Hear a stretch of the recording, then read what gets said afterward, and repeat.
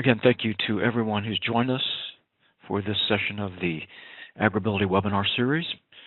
Our topic today is on access methods for large off-road machinery, specifically for people who have mobility impairments.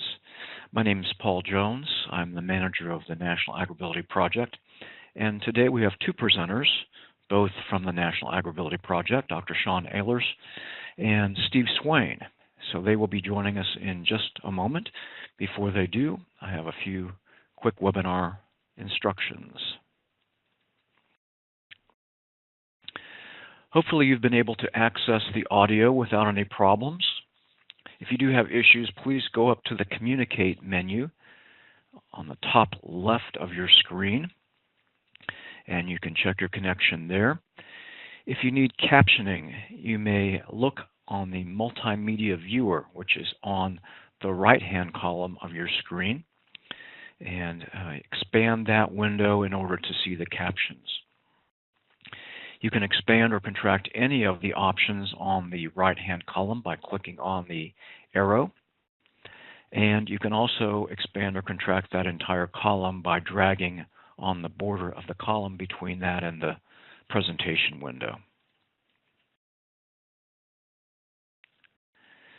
If you have questions during the webinar, please use the chat option. You can access that on the right-hand column also, and we ask that you send your questions to all panelists if you have that option. In addition, if you would like to ask a question verbally during the question and answer period, which will be after the main presentation, we ask that you use the raise hand icon that you should see next to your name, and we will do our best to enable your microphone or phone connection so that you can ask that question verbally. We also would ask if you would let us know through the chat option if you have more than one person viewing at your computer. That helps us with our attendance records. After the main part of the presentation and before the question and answer period, we will have 4 quick survey questions, and we would like to get your feedback, so we appreciate it if you would participate in that part of the webinar. We are recording this webinar and we'll be archiving it along with more than 70 others on the agrability.org website under online training. If you have any technical issues, problems during the session, please let us know through the chat window, and if for some reason you can't do that, just email me, jonesp@purdue.edu, and that's the same email address from which you got your webinar instructions.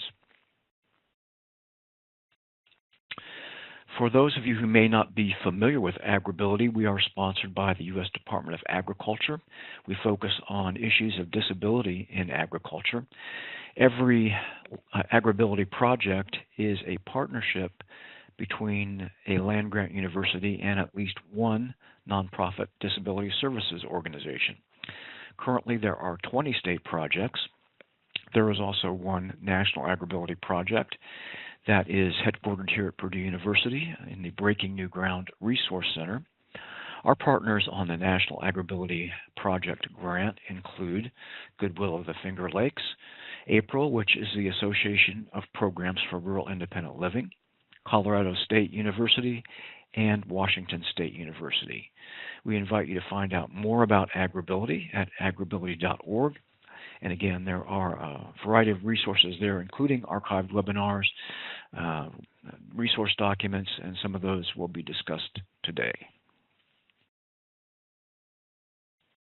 At this point, I'm going to turn things over to Dr. Ehlers and Steve Swain, and they will conduct the main section of the webinar, and I will return during the question and answer period.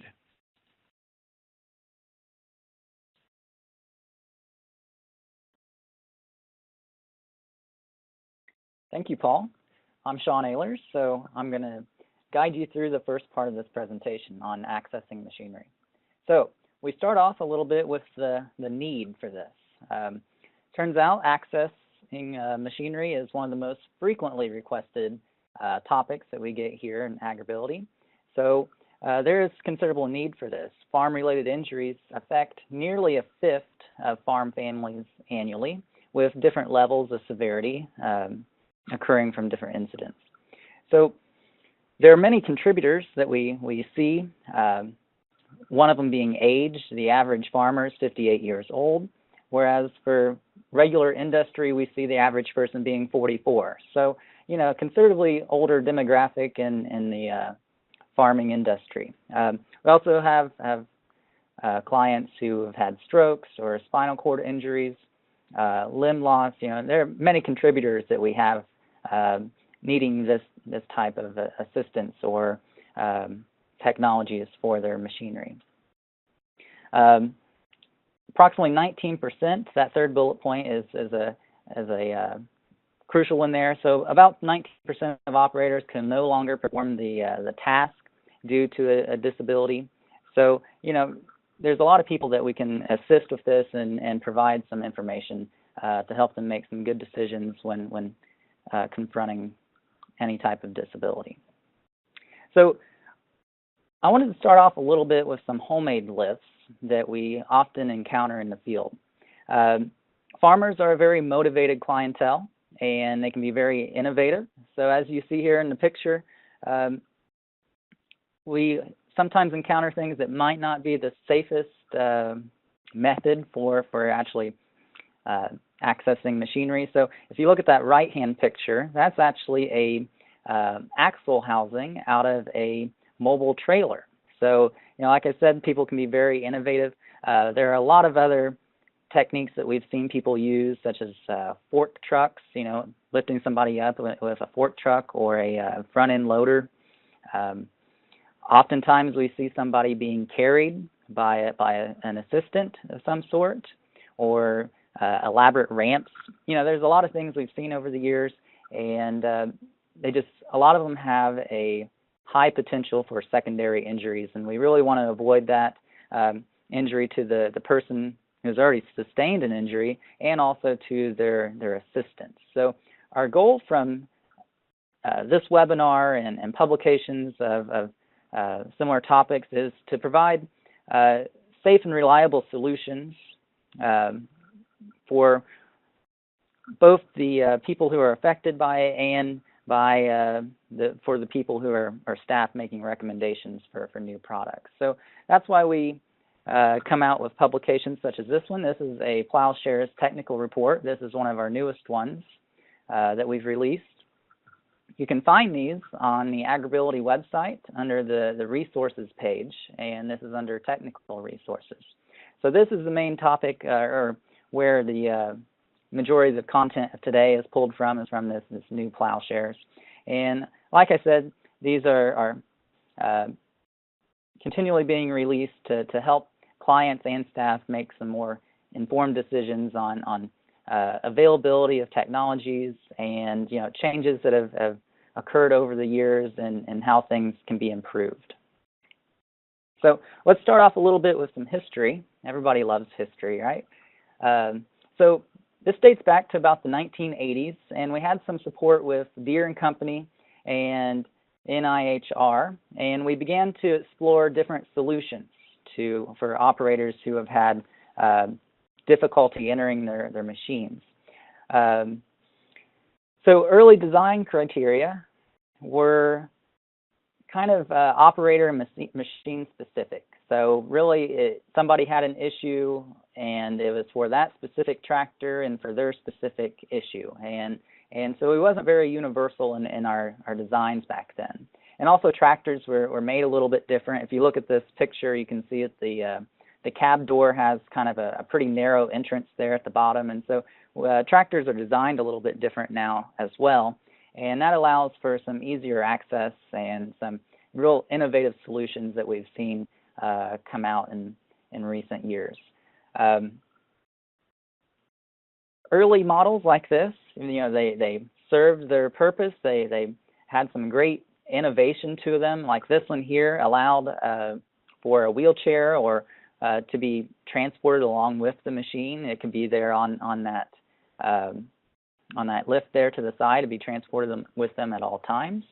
Downsides to that, to this particular type of design, is really awkward transfers is really what they encountered. So the operator would wheel onto their chair onto the lift, and then the lift would lift them up basically to the operator station's platform, and that was it. It didn't get them very close to the seat, and it could be kind of a long or awkward transfer. So, but it was a great starting place, and we've come a long way in the years after. So we're going to focus on some ideal lift characteristics, and so these are all every lift that we discussed in this presentation and in our publication. All the lifts have this characteristic with the following attributes: is that they all provide a safe and method of handling the operator. So operator safety is the primary concern here. We don't want to introduce any situations where somebody could have a secondary injury. They all have allowed for successful access to the operator station. So I said this was really one area where newer models have really excelled. We can actually get the operator a lot closer to the operator seat and easier transfers in many cases. In some situations, which Steve will discuss later, we actually replace the operator seat with the seat of the lift, and so that even eliminates a transfer. So safety and convenience both in that scenario. We really want these to be reliable and robust in their design. These are very important pieces of technology for users, and we don't want somebody to be stranded or any issues there. And here's a very important characteristic: is number 4 is allowed for independent use of the operator. So that means they're not going to rely heavily on somebody else to get them in and out of a tractor or combine or whatever the piece of machinery is that they're using. So it allows them to be independent in going about their farming tasks. So that is a very big component to this. So this presentation, we're going to talk about several styles of lifts, and then basically break that up into 2 different mounting types. So basically what we talk about the styles is the ways of transporting the user up to the operator station and then down to ground level. And these styles have really changed very little over the years.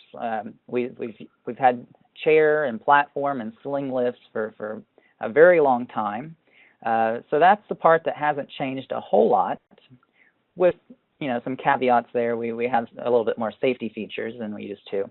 But then the second thing we have here are mounting types. And so really this is the lift system or the structure and the components of the lift and how they, the associated technologies of the lifts. And these have changed considerably over the years. So first we're going to talk about the 3 styles, and that's where Steve's going to take over. And then we're going to talk about the 2 types of lifts, the 2 main types of lifts that we typically use. So I'm going to transfer this over to Steve, and he's going to talk about styles. Good afternoon. As Sean said, we're going to talk about the different lift styles and mounting types. And we will start out, wrong button. First style is a chair lift. This is the most common due to most of the individuals that we work with.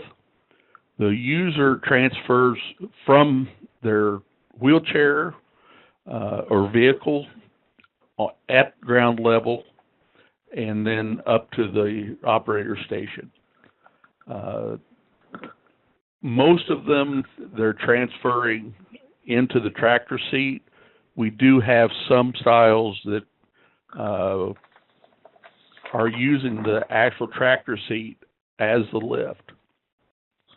This presents some additional engineering challenges, but is becoming more prevalent.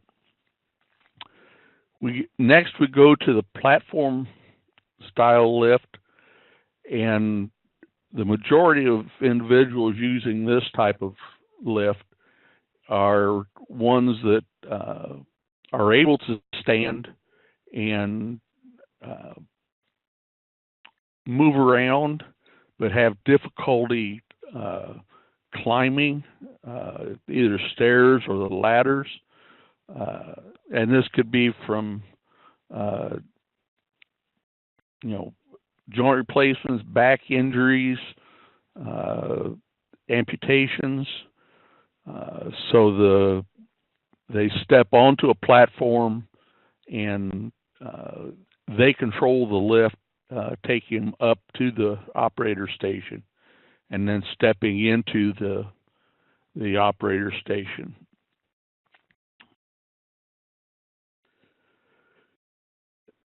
Another version of the platform lift, which we are seeing more of, running board lift, as we're seeing pickup trucks having more clearance and larger, along with just some of our ages being able to climb into the pickups. A running board lift is able to make that easier for us. And we also have similar lifts for semis. We're seeing more automatic transmissions in semi trucks, and so individuals with mobility impairments are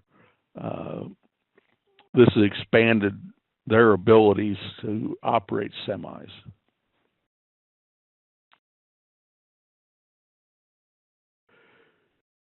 Another style is a sling. This is a mesh fabric or woven, suspended from a specialized hanger. Picture is showing an equestrian lift, and we'd use this where the space is limited, and a transfer could be very difficult. Being able to, as on this picture, come from above, even though the horses are very docile, a platform coming up alongside could be cause some issues. We're also seeing where with zero-turn lawnmowers, just the mechanics of doing it. Skid steer loaders were going into a small cab with a overhead, low overhead ceiling, and it just makes it easier with the sling. And we get into mounting type, and we're looking at the dedicated, and these are lifts that are mounted directly onto the tractor or combine. It's only used for that piece of equipment. I've had clients ask about moving them from one piece of equipment to another, and I can guarantee that you don't want to do that. I've helped take one off a tractor. One of the first farm shows I went to, we took one off a tractor, and 10 men and a boy it took to do it. Now, the power for it is comes from the machine itself, but it allows the user to get on and off of the tractor or combine anytime that they want, because they're carrying a lift with them. It is a universal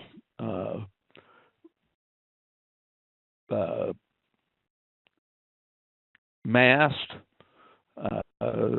It could vary in length, but the each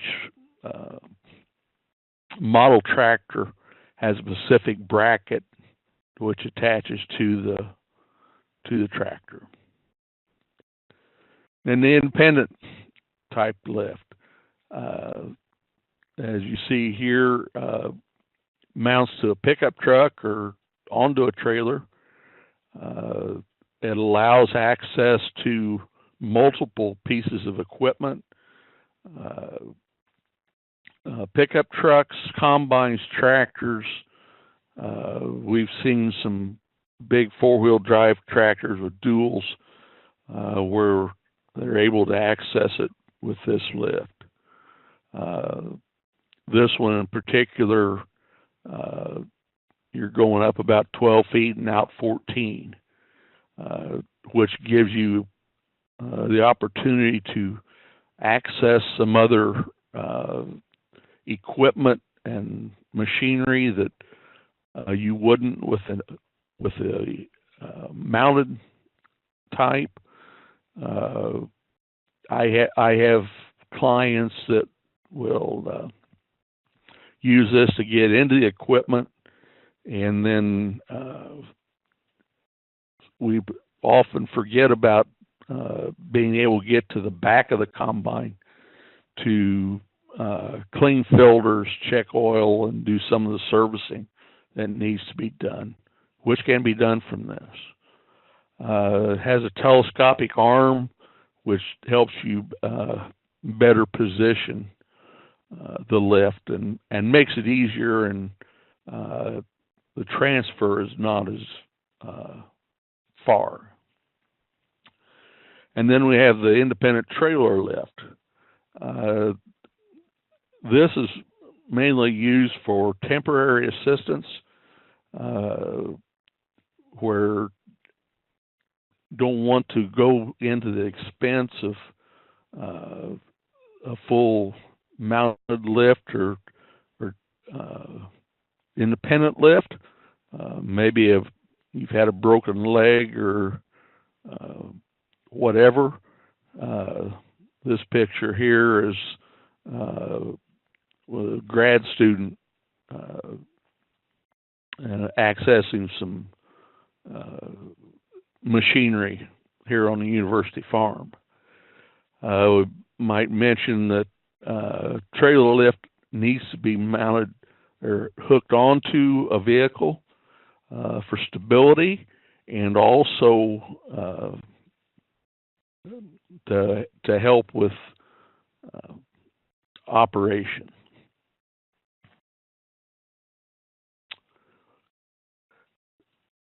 Okay, we get into recommendations on selection. We want to look at how is the user, what is their abilities to transfer, what is the easiest and for them to operate with the equipment. And we also don't want to make any more alterations to the equipment itself than is needed.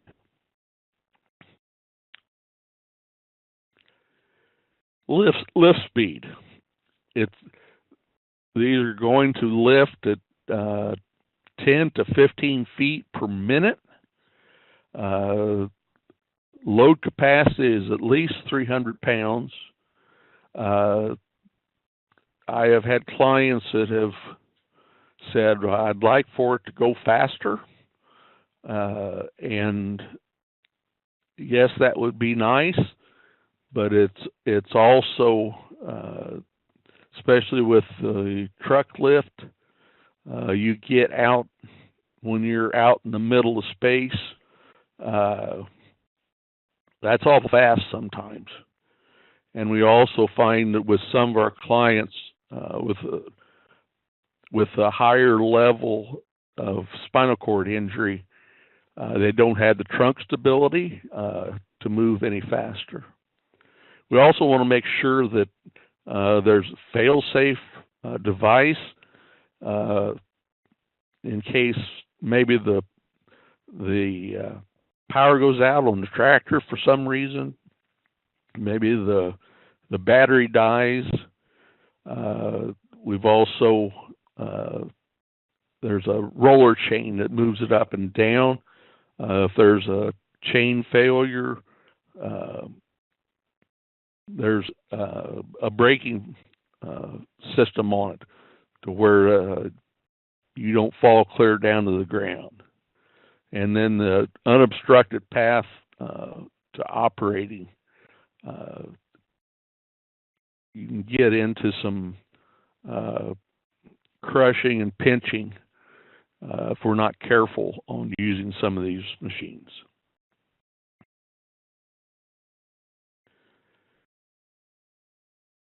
Another question that we get is safe exit alternatives.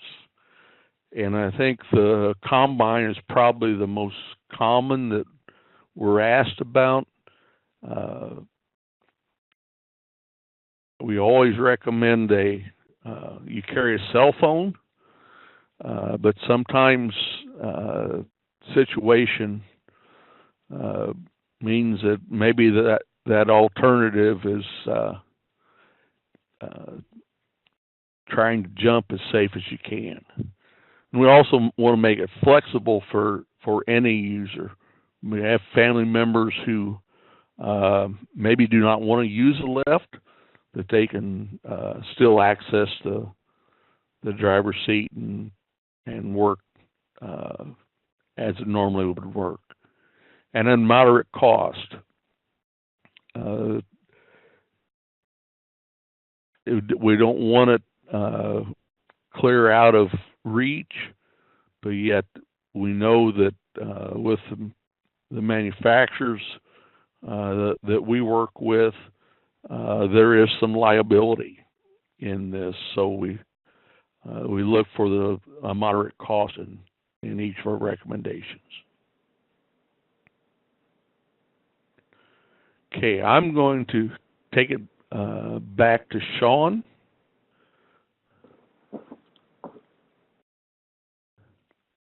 Okay, thank you, Steve.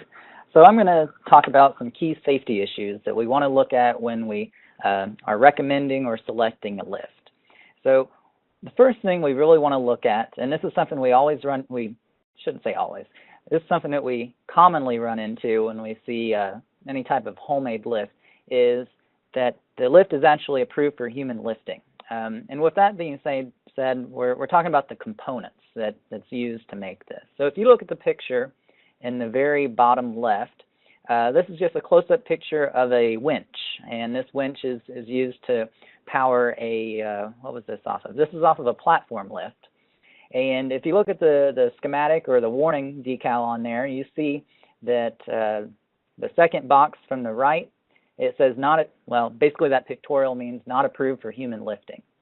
And what this is saying is that this winch does not have a backup or a safety device incorporated in it, that if there is a malfunction or a power outage, that it could keep it from free spooling or dropping the person. So, we want to be using components that have these safety features, built into them.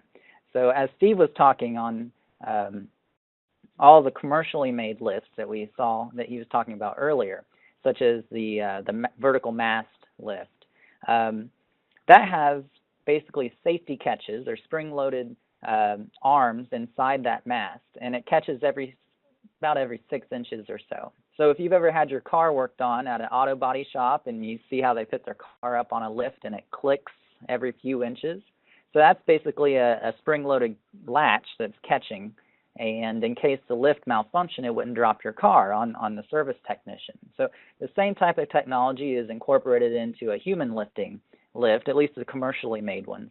And so as the person is lifted up, the catches will lock in, and if there's any type of interruption to power or chain breaks or anything like that, the person would really fall at most maybe 6 inches or so down until the previous latch. So that is a great feature that we really want to focus and mention when we look at these things. The picture to the bottom right shows a stabilizer support. So this is a electronically actuated stabilizer leg that comes down from the side of a pickup. So this is one of the pickup mounted or flatbed mounted access lifts. And you can imagine, Steve mentioned that these lifts can go 14 foot out, away from the truck itself, to position somebody into a piece of machinery. So you can imagine the torque on the suspension and frame of the vehicle or that truck can be considerable when you get a 200 or 300 pound person, out on this lift, and you have the weight of the lift itself, and that can present considerable yaw or torque or compression to the suspension of the truck, and cause either damage to the vehicle or instability of the vehicle, leading to possible secondary injury of the operator. So stabilizer supports is a great feature. One of the common questions somebody will ask us is, well, what if I forget that I have that stabilizer arm down and I drive off with it? And they've done some real neat things. They have basically an alarm inside the cab that reminds you that the leg is down. And so, manufacturers are very smart, and they've thought about a lot of these situations, and so haven't really had any issues with that. Operator seatbelt. So we worry about stability of somebody who might have, paralysis. Maybe it's a high level and they don't have that trunk strength. And so when you have somebody up fairly high on one of these lifts, to access a combine or a tractor or any type of off-road machinery like this, we really want them to feel safe in on the seat or on the lift or anything like that. So seatbelts are always recommended. It's just a little bit harder to get everybody to wear them all the time. But yeah, it is a very good safety device, and we want to make sure that the lifts are equipped with that so people can feel a little more stable on these lifts. Power limiting clutches. So why would we want this? Remember earlier when I discussed that sometimes people or farmers are very innovative, and they can use other machines to help them get into a tractor or combine or anything like that. And so we've seen cases where somebody's used like a front-end loader or a forklift to lift somebody up into the cab. And we've actually seen instances where, the operator couldn't hear that he actually, was pinching somebody's foot or leg or anything in the door of the tractor. And so, that's why we have power limiting clutches on these dedicated and independent lifts. So if somebody doesn't have, complete feeling of their legs or extremities, if we make contact with a solid object, we're not just continuously pushing. So power limiting clutches are very important. We can run into some issues where, like in cold weather, where things move a little bit more difficult, where the clutches actually need to be adjusted a little bit, but that's a lot better than introducing secondary injuries. Fail-safe devices.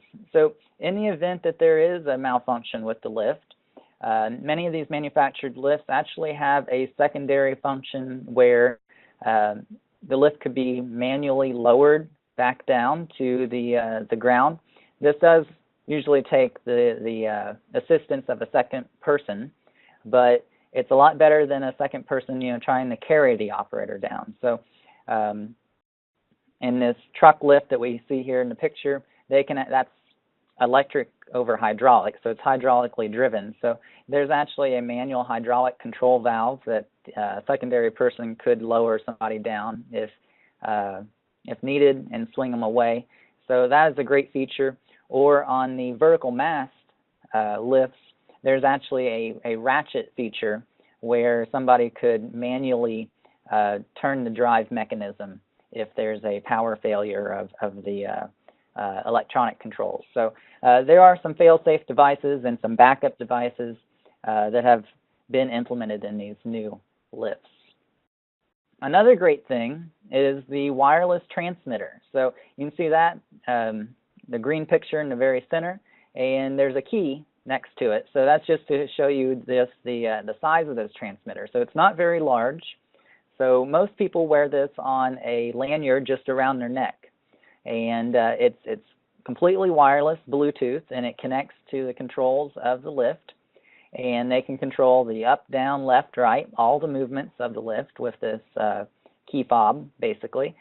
And this is a great feature because used to be all the lifts were controlled by a wired controller. And the problem with a wired controller is, yes, they don't have batteries in them that can go dead, but the downside is you can drop them, or if that wire ever gets pinched or anything in the lift mechanism, then they can't be operated. So this wireless is great. The other thing about these is that their batteries are very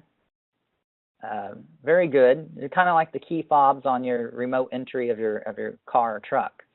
So they last a very long time, and they can be easily recharged using a common cell phone charger. So almost everybody carries cell phones nowadays, and so it just uses a common charger that the operator could keep in their cab of the vehicle, and just a 5-minute charge or just a 1-minute charge allows for 5 minutes of operation. So it doesn't take long, to charge it up enough to use it if it ever does go bad or dead.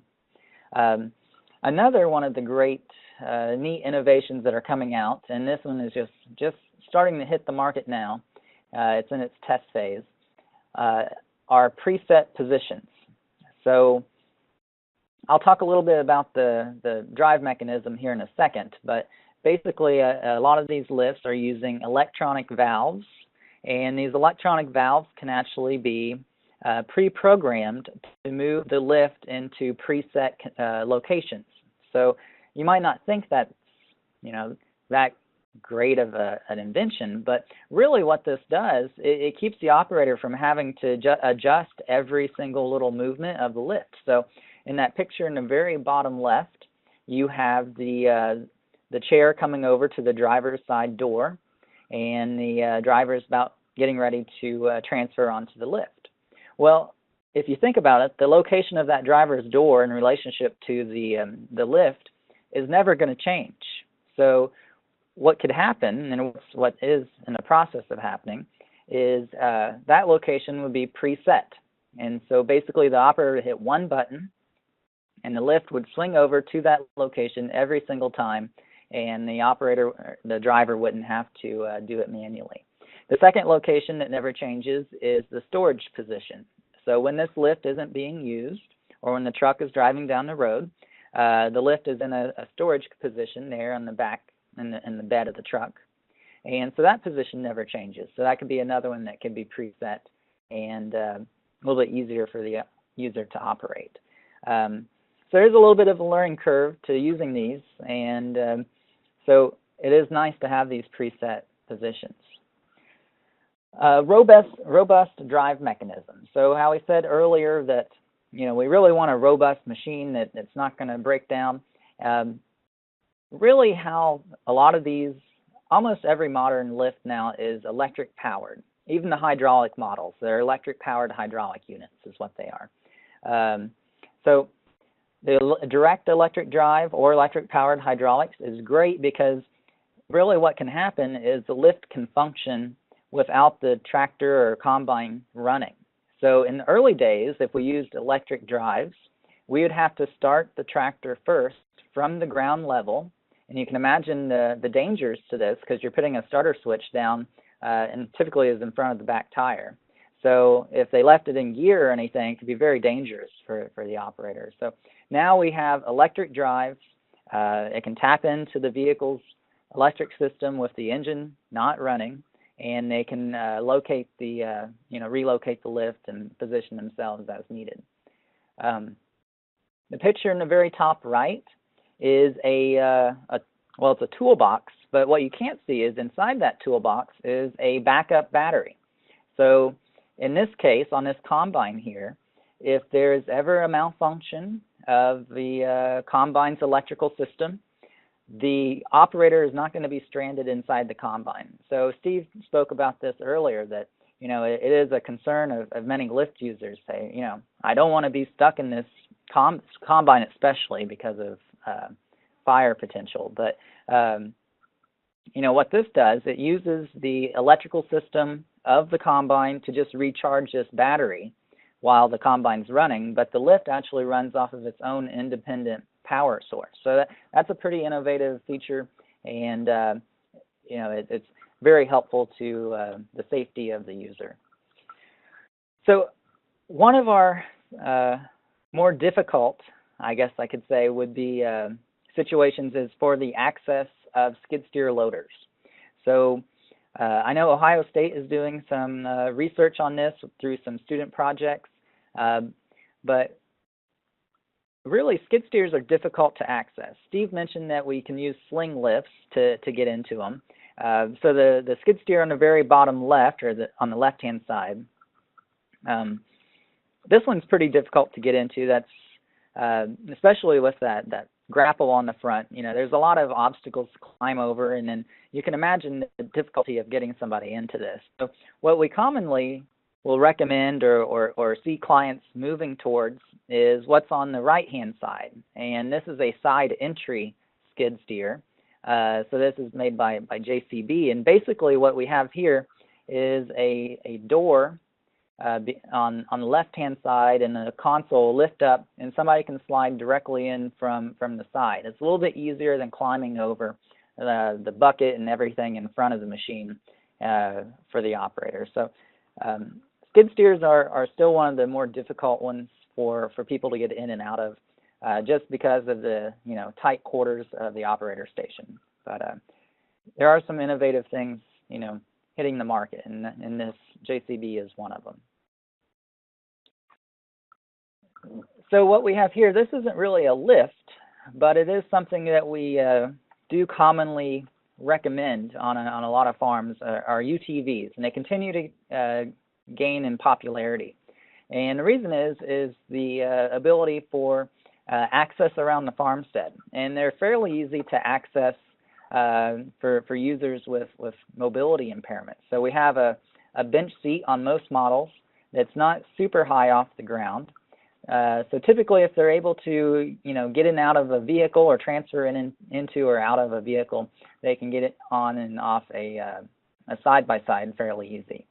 Some of the newer models they've released actually have some very open operator station for actually a fold-up seat where a walker or a wheelchair can be stored. And the third place that we see that farmers really like these is the enclosed cab. So we have a lot of farmers with sensitivity to extreme heat or cold conditions, and so the ability to have these off-road vehicles with heat and air conditioning can really be a great asset to the farmer or rancher. Like I said, these are gaining in popularity considerably in recent years, and there continues to be a lot of products that are available to actually farm-specific type products made for even planting and tilling and mowing, and there's a lot of things, spraying, that can be done with these side-by-sides UTVs.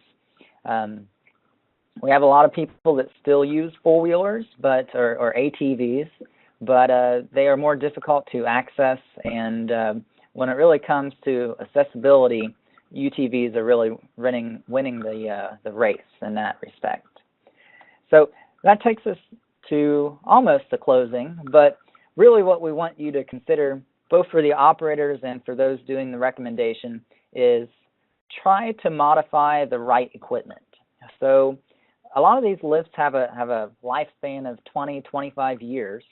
So when we put this, invest in one of these, the operator or whoever's funding the purchase of one, they need to think about, the longevity of the machine. Is it going to last 20 to 25 years? Make sure it's a good pair. Like I said earlier, like that tractor in the very top left, cab design has changed considerably, and the ability to get in and out of a cab has gotten easier with new cab designs. We have much larger doors. Even that small utility tractor in the very top right, that tractor is about half the size of the one on the left, but it's easier to get into and out of. And there's situations where we don't recommend, modifying at all. So that's my antique tractor there in the very bottom right, and it's not easy for me to get on and off of, and there's no seat belt. It's not something that we want to risk, invest in modifying, because really it can never be made to be safe for somebody with mobility impairment to access and operate. So we just want to be sure that we modify the right equipment and stretch our investment the best we can.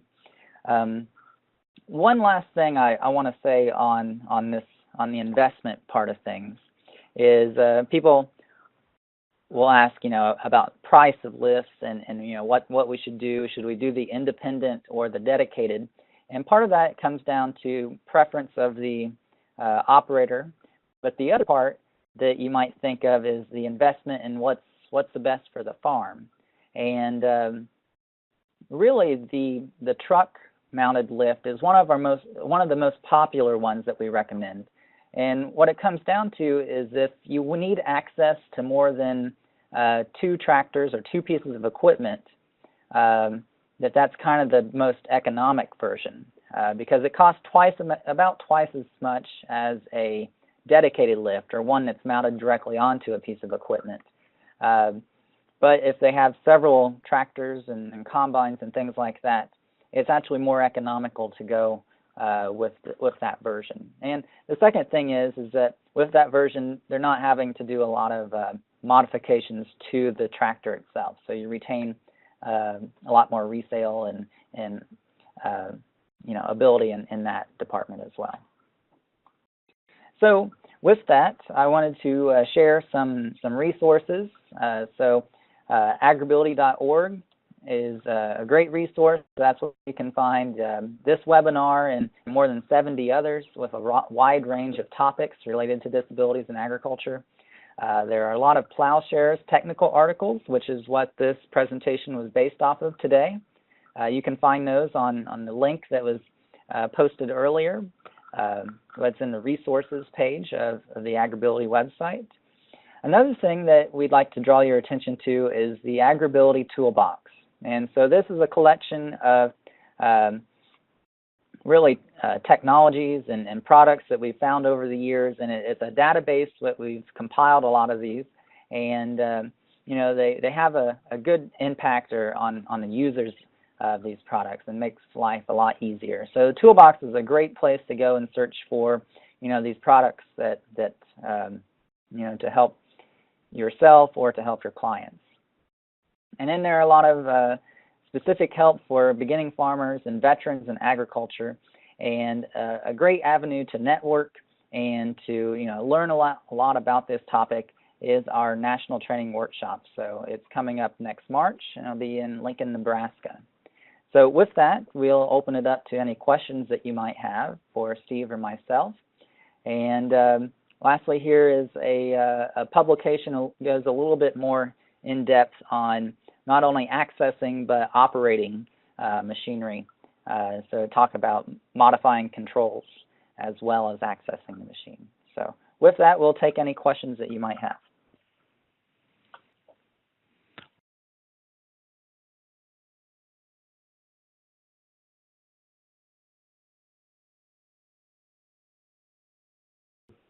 The dedicated lifts, depending on the mast length, is going to run from approximately $12,000 to $15,000-$16,000. The truck lift,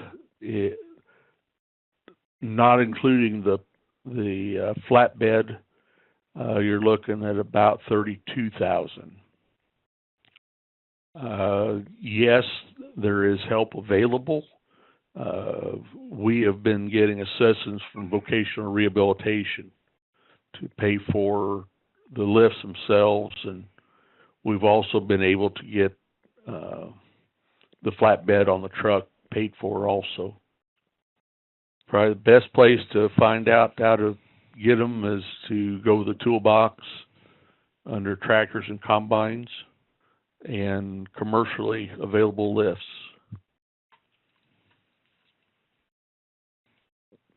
Okay, I'm going to check again to see if there are other questions.